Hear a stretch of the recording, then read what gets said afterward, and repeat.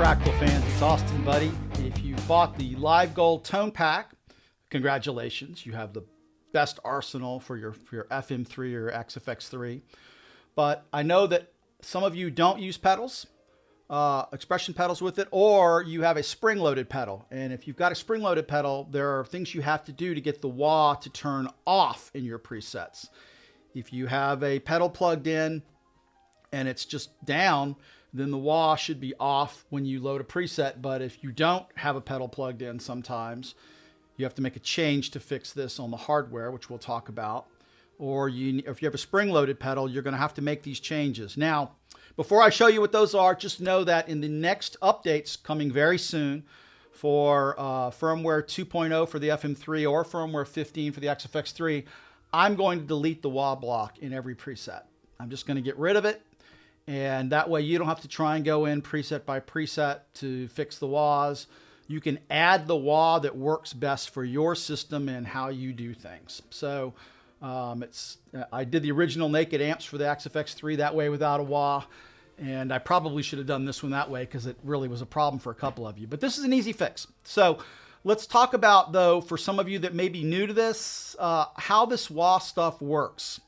I want to show you a preset, a normal preset in LiveGold has the wah so that when you have a wah pedal, you see the wah is lit up on the screen. When I do this, watch what happens. The block goes off. The toe is down just like a real wah-wah. That's how I like to set mine up. But if you've got a spring-loaded pedal, your problem is that when you load a preset, it's seeing that. It's saying, oh, you want the wah-wah on. No, we don't want the wah-wah on for that if you've got a spring-loaded pedal. So I'm going to tell you how you can fix that. There are a couple of different ways to do it. But I want you to understand that this is tied to the control. That's what this little dot is here. If you right-click that, this modifier window opens. How do you want to modify the wah-wah? And this is where you can pick what you use to modify it. It can be nothing. That means no change in the wah. Maybe you have a cocked wah or something like that. If you have an FC, you can use the pedal 1, but I use external 1. And then I map external 1 to my FC. They kind of read each other. But that way, if you don't have an FC and you want to use an external pedal, it works fine, just like this pedal 1 stuff up here. So mine defaults external 1. You shouldn't have to change much on that. The trick that everybody's trying to figure out here that has struggling is that I've got it set to auto engage. When auto engage means when I touch the pedal, I want it to come on, right? And the way you set up, whether it's a spring-loaded or a toe down or heel up, spring-loaded versus normal, is this off value. So right now, and I'm going to show you, it's going to be on. And as soon as I do this, the pedal goes off because it's going past 95%. It goes, oh, you want me to turn the pedal off.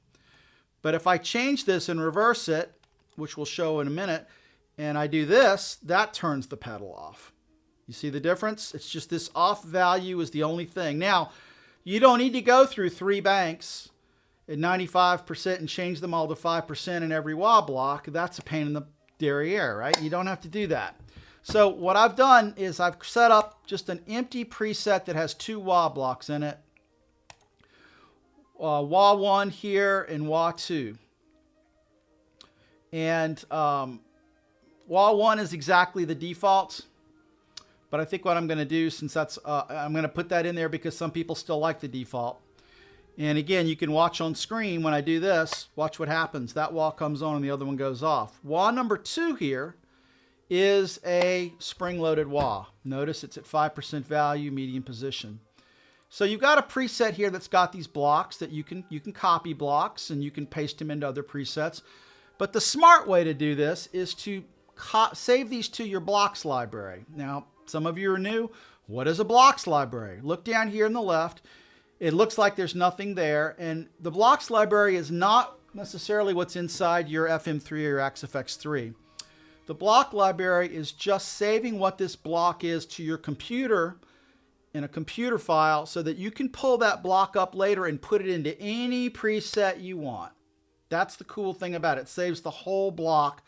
You know, and I've got, 4 wahs in here. It's going to save all 4 of them. And I've already saved my 3 here. So I just have to click here and they're going to pop up. I've got FM3 LiveGold wah toe down equals off. And this other one is LiveGold spring-loaded wah. That's the second one that you see on the screen. This one, the switch-activated wah that I have, is just a wah that doesn't have an auto-engage on it, meaning I have to set up a button on my foot controllers to turn the wah on or off, or a scene will work if you want to just have it on a scene, and then the wah will work, but it won't turn on or off based on where the pedal is. So that's a third option a lot of you may prefer as well. This other one's just a bass one I did for the bass TonePack that I did. So I'm going to load this up to this preset, quote 09. I'm going to load that up to Axe Change so you can get it now if you want. And all you got to do is, like I said, save this wah into your own library. Name it whatever you want, My Spring-Loaded Wah. So let's do that right now just for fun. My Spring-Loaded Wah. All right? So you've saved that into your block library, and look, it's appearing there. Now, when you go to any other preset, okay, in LiveGold, you can come here and load My Spring-Loaded Wah in, and then click Save. And you've now changed the wah from being toe down to spring loaded. You just have to do that to the presets that you want to use it for. There's another setting you're going to have to do related to the initial value of external controller 1, which I'm going to show you at the when I finish this part of the video. You have to pay attention to that because the manual says to change that from 0 to 100% for toe down wahs. But if you're going to use a spring loaded wah, don't go from 0 to 1%, leave it at 0. So that's how you can solve the problem. But again, in the future, what's going to happen is it's going to be empty. And you're going to, if you want to add a wah, add a wah-wah. It can be wah-wah-1, even though we saved the block as wah-wah-2. And then you can load the spring-loaded wah, and it will show up, and then save it. And again, this one works with the 5% off, and you fixed your problem. And you can do that preset by preset if you want to do it for all of them in the future, or whatever you use for your gigs. But that's how you solve all of this. I know a lot of you've emailed me about it. I've tried to help you with it. I've rewritten it 20 times. And so I figured, you know what, let's make a video, and I'm just going to send you this video when you ask me for help with your wah-wah. Okay, we're back, and I apologize for the quality of the screen here. It's a webcam, and I've got almost no light in the room, and it's still smushing. So, and I've got the LED turned at its dimmest point.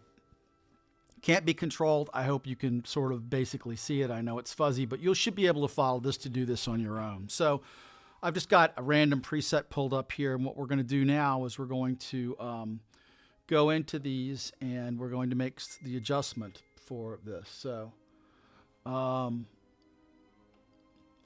you go into Setup, and then you will see this list of different controls, and using the navigation buttons off to the right here, I'm scrolling down the navigation buttons up and down to Utilities, actually to Remote, MIDI Remote, and then I'm going to click Enter.